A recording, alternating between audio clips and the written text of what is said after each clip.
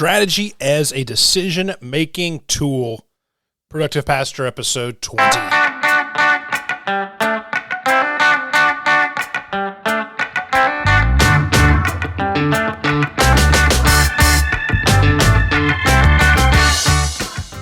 Happy Thursday, folks.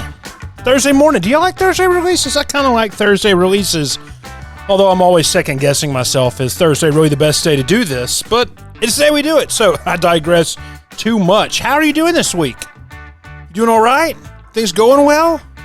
Is that fall ministry season kicking up with you really well? I mean, fall's a great time. Fall, I think in a lot of ways, fall is the new year for people in ministry, but all that to say, we're not here to talk about the fall today. We're here to talk about strategy, and we're doing this differently. Now, this is the second part in a three-part series about having a decision-making matrix. You know, last episode we talked about clarity, talked about the one thing, why one thing matters. What does it mean to defend one thing that you know is the most important thing for you to be doing? That sort of stuff. You can go back and catch the previous episode for that. But you know what? These stand alone. If you didn't catch that, you can hang out here as we talk about strategy today. But strategy as a decision-making tool. Let's pull into this right now. You know, there really is a lot of value about taking time to think. Time is one of the most valuable resources that you can have, and intentionally making sure you have time as part of your toolkit is important. Something I tell folks all the time when I'm working with them, doing coaching or whatever like that, is to schedule at 80% because ministry will throw you curveballs. And even if you do all the work you're supposed to do, get everything done the way you think it should be done and schedule your week out 100%, stuff is going to happen. And 80% scheduling just, it gives you the space to adapt. Like I said, it's the most valuable resource you have. Be intentional with your time. So today, strategy as a decision-making tool. Now, a couple of caveats before we drop into this, and I talked about this a little bit last week, but I've been reading a lot of Alan Roxburgh. I think I'm pronouncing that correctly. If I'm not, you can tell me. I'm sure you will. And Mark Branson. I've been reading these two people just voraciously over the last year to a point when I talked about their book with Leadership, God's Agency last episode, but really in the last couple months, even more so. And I power read Alan Roxburgh's book, Joining with God in the Great Unraveling, a couple of weeks ago. And I have to, this is why I'm telling you this. I have been a strategy person for a very long time. I will always be a strategy person. My number one strength in Clifton Strength Finders is strategic. I lead inside of the strategic domain with strengths. Like, it's the thing. But the writing of Roxburgh and Mark Branson has been forming me theologically in the practice of strategy more than just about anything else ever has lately.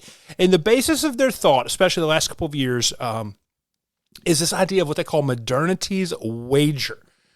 That emotion and the expectation of control is at the helm of all things, including church and leadership conversations. And Roxburgh is a bit heavy-handed on the larger conversation of strategy. He can dog the idea of strategy a decent amount, and I'll take it. I'll because, like I said, these folks are forming me theologically in huge ways. But we can't think about strategy as a way to necessarily change things, but we have to think about strategy as a way that we listen and that we respond intentionally. In Joining with the God in the Great Unraveling, Roxburgh deals with the fact that he's having to reset the way he thinks about Leslie Newbigin and the missional conversation in church, and you see him process out just the reimagination of Newbigin's thought on his voice. And I've been processing out my own reimagination of strategy in many ways. But, one of the phrases I picked up a couple of weeks ago at a fantastic training with other folks at Passion in Partnership that I work with. It's the company I do a lot of development for, and I do a lot of my coaching through. We were in a training ed event together, and somebody said strategic intention versus strategic planning. And I will tell you, I loved that. I really think that idea, it helps direct this conversation. I think it also helps us avoid situations that are both harmful and that are not honoring of the move of the Spirit. So Like, there's my whole caveat, my strategy piece I had to talk about for 5 minutes before we got talking about strategy. But I wanted to say that because I'm thinking through these things differently. If you've been around Productive Pastor for a good long while, you know I love to talk about strategy, but I'm investigating it theologically in a new way now that I'm in my mid-40s and not my early 30s as I was when we started the show way back in the day. So strategy as a decision-making tool. So think about this. Strategy is just part of a decision matrix. Last week I talked about how clarity was important in making decisions and how it's important to do the really tough, heavy lifting work of clarity early in things. And once we have clarity over that one thing or over just who we are, it serves as a filter in making decisions. It makes decisions easier. So much of this 3-part series is based off of an email I sent back a couple of weeks. It will be linked in the show notes. But it was about decision fatigue and decision exhaustion. We've been making decisions in ministry for the last few years at a rapid rate. And anyone who's leading anything has been making decisions in such a way. So this was me thinking about how do we make decisions emotionally easier to make where they don't drain us as much. And so I talked about that in the email. And strategy is that second filter. Strategy functions in some of the same ways. It helps us know what decisions to make and what decisions to not make. So what I want to do today is propose 3 questions to use strategically as part of your decision matrix that you have. So the first question is this: who you are. Now you might say, Chad, that sounds a lot like clarity, and you talked about clarity for 30 minutes last week. And in some ways this is about clarity, but this is also where we understand at a personal level or at some ministry organizational level who we are. Understanding this part of strategy helps us gather the ways that we are naturally wired and directed to do things. For example, I have spent tons of time in the last couple of years honing in on a sense of self-awareness that is appropriate for middle age. I joked about that earlier. But I'm 42 now. I am no longer young and in some fast-paced ministry frenzy. And those times are for when you were young sometimes. I know now I will work better in certain and specific situations. And if one of those situations requires a tremendous amount of administration, details, and team-focused leadership, then I'm not your person. It's not me. Won't do that good of a job. It'll make me not happy, and it'll make you not happy. And I've learned that. When I was younger, I was willing to drill outside of my natural abilities because I wanted to be part of things. I wanted to be able to do things. I felt that call in my life. And you know what? I'm glad I did that. I'm so glad I jumped out and did that at my time when I was from like 25 to 35. But that's not who I am anymore. And I say this now to protect things, to protect myself, then also to protect the mission or the larger church or whatever that is. If it's not healthy for me to function at a personal level with these sorts of expectations, it isn't healthy for whatever is laid before me. This is like a peg and a round hole conversation. I saw a video on Instagram this week of this kid, like the little shape tables that have the circles and the squares and the multiply signs and that kind of thing. You're supposed to put them through there. Like the kid had one and was just hammering it, trying to get it through. It's not going to fit no matter what. The kid was about to break. The whole thing's made out of plastic. It was just, as hard as an 18-month-old can hit, this kid was trucking this thing. The only thing that could happen out of that level of force being exerted is for everything to fall apart. And when we make decisions and say yes to something that is wildly outside of the scope of who we are, it's not going to fit. The only energy that can be exerted is destruction. And friends, that's not strategic. That's manipulation. Not having the ability to say, yeah, we can't do that. That's what it means to participate in modernity's wager. To say that regardless of what it is, no matter what, we can control it and we can exert our influence over it. That's the thing that, Mark Lyle Branson, Alan Roxburgh talked about in Leadership, God's Agency, and Disruptions. That's us doing Modernity's Wager. In my current ministry situation, there is a massive non-denominational church down the road, like there probably is in most towns. And one of the things that I'm dealing with in the church now is that, almost a decade ago, a bunch of technology was purchased for the sanctuary. That's just simply way too much. There's I'm talking 20 people is there on Sunday. And this is the type of gear you could haul into a room of 1,000 people. It's causing problems now because it just does not make sense to be there in any strategic way. It's an issue of a previous ill-fitted strategy, of a neglected awareness of who, how, why, where, what, that now we're dealing with. I'll just say one of the phrases I use all the time when I work with folks, and I came out of large churches environments. I've worked in many, many large situations, and let's just call the church down the road. Let's just call it like Glorious Big Church. That's the name, right? Non-denominational, Glorious Big Church. You're not going to out Glorious Big Church, to feed into that leadership anxiety and just trying to go more and more and big, because what you feel like you have to do is inauthentic to who you are or who your ministry is. So that first step in strategic decision making is who you are. And you make decisions based off of that. It should be giving you good strategy, should be giving you the ability to say, yeah, we're not going to do that very easily. So that leads us to our next point. Number 2, what needs to happen? So how do you do things? Or how does your church do things? That's going to be absolutely unique to who you are. Understanding how people and how congregations are able to do things, this helps really, really well in the decision-making process. That's why I think it's important to actually take every little project seriously, because you're developing the muscles and skills of how you can do things in the future. You are developing your decision-making capacity and skills when you take small things seriously. For me personally, I have a mini project management filter I use in my personal Trello board every single day and week. Why? Because I want to easily be able to expand and scale that when I have to involve other people and we have to do some project management piece. Remember I said, I'm not good at administration, not good at team-based leadership. I want to be able to handle it as much as I can personally so I can do a better job of it when I have to do it with others. But let's use this for example. I love Band of Brothers, it's the TV show on HBO.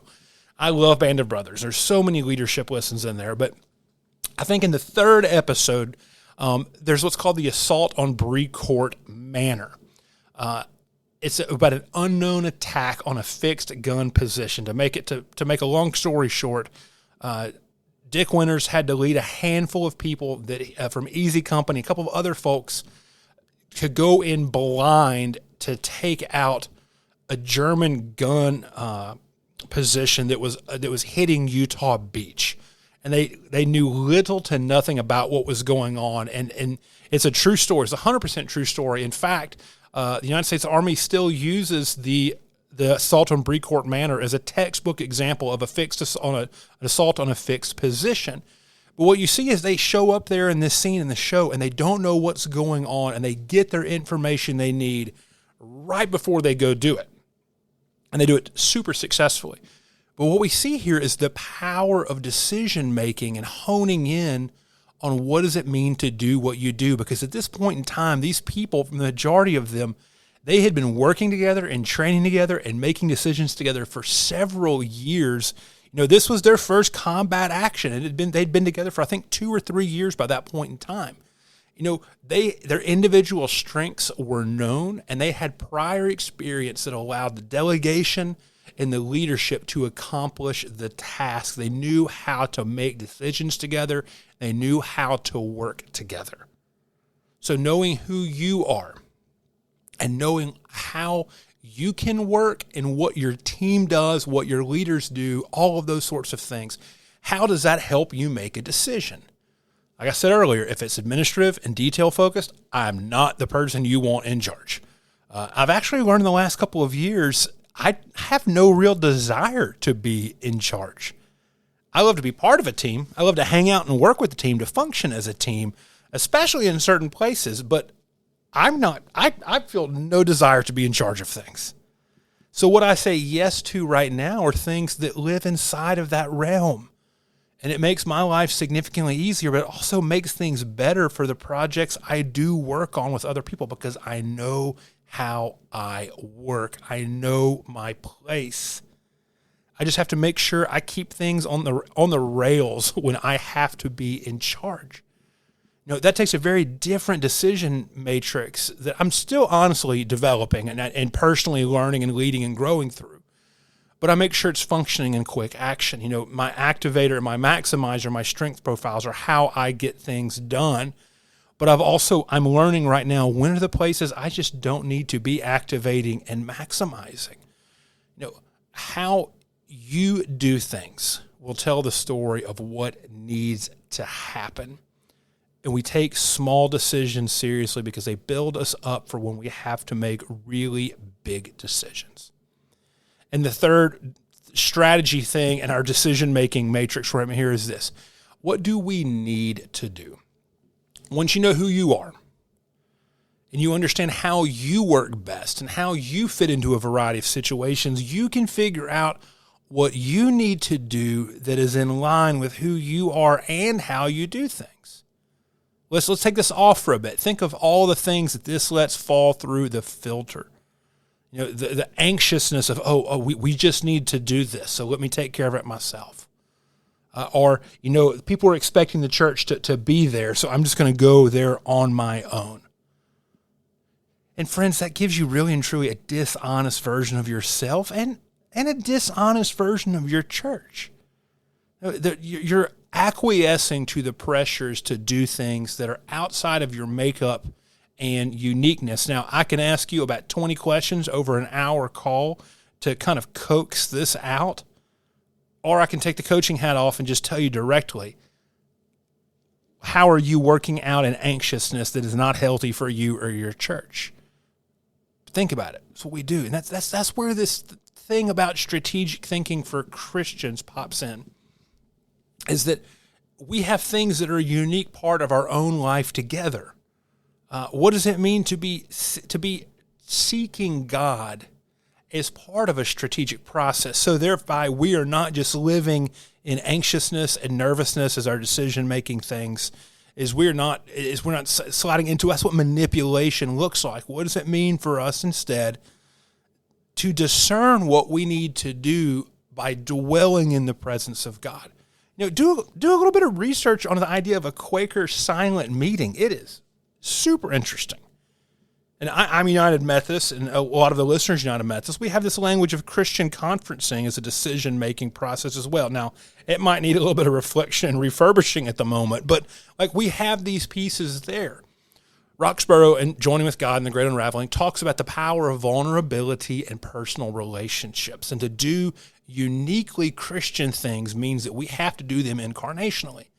And here's where he kind of gets back into the typical strategic conversation. When we can see ourselves as agents of God's purpose, not our purpose, or not our anxiousness, or not our power, but instead agents of God's purpose, then we can find ourselves in a healthy planning and action conversation. But we have to be able to articulate that two-part response of what is and can be uniquely Christian, and also how are we personally and vulnerably involved in this.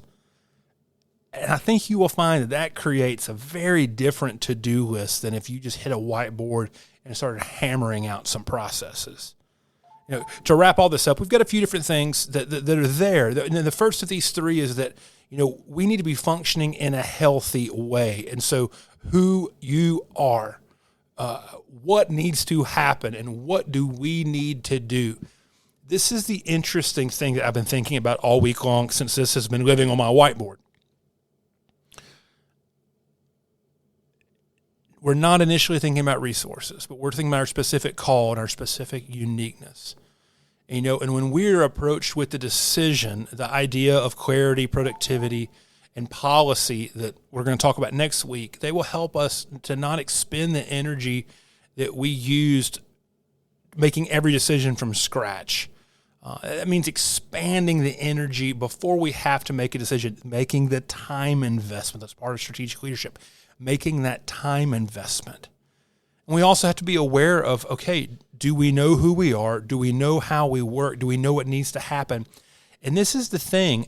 If one of those spaces is ill-formed, the other two are not going to be able to live up to their potential and promise as well. So it just throws us back into the time investment. And may I dare even say the holy work we do inside of the presence of God, just discerning these things about ourselves out so we know how to come at things with strategic intentionality.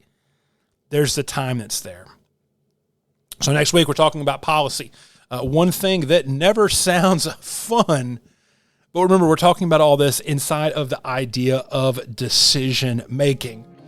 This little 3-part series that just what does it mean to make decisions, to do it without expanding just huge emotionally exhausting levels of energy.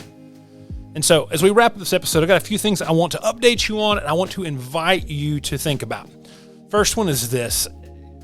Come hang out with us, the Productive Pastor community on Facebook. It's a great place. The link will be in the show notes, revchadbrooks.com/PPP/020. But that community is increasingly one of my favorite parts of the internet. I love the stuff that's going on, the dynamic pieces that are there on the surface, but also just the relationships that people are developing inside of things. And a couple more fun things that are cooking up in Productive Pastor world right now. Number one, working on a fall cohort about planning and schedules. This will meet monthly, not every other week, but monthly. There'll also be some accountability tools as well as some focus work, and we'll talk about the whole year, quarter, month, week, day thing. And it's also going to have a one-on-one coaching component as well. I'm trying to get this worked out in my schedules right now because of this fun announcement. I've been approved to offer a section of preaching through distractions for all of y'all in Productive Pastorland. So this is going to be happening in conjunction through Passion and Partnership, the company I do most of my work through, and I love them. I love working with the folks at PIP. They asked me to develop this course for one of their internal, private programs, and there's been so many folks have asked me about it. They're opening up. This is a guinea pig situation, y'all. Seriously, a second layer of this course is going on. But it's all about people who either struggle with distraction or have a clinical diagnosis of ADHD. And what does that mean as far as sermon preparation and preaching? It's going to be a great group learning opportunity. I'll have the price nailed down by next week, but it will be 5 sessions spread across 10 weeks. It will probably start in late September. We're also going to be reading Cal Newport's Deep Work together. But friends, this is really cool, really awesome, really fun. The next thing is this. I'm working on what I call the 515. It's a free email course. It'll be delivered over the course of a week, an email Monday, Tuesday, Wednesday, Thursday, Friday morning. 100% free, and it's 15-minute exercises designed to create focus and clarity, buttoning up the last few things this week. That should be going live next week. Would love to see you on that. But bigger than all those things right there is just getting to hang out with each of you. I love this community, and I'm so glad it's been a constant in my life for the last decade. I would love to interact, hang out with you at all the socials at Rev Chad Brooks in that space. And we will be back next week for the closing conversation, and this little one about decision making, about policy. I'll see you back next week for that talk.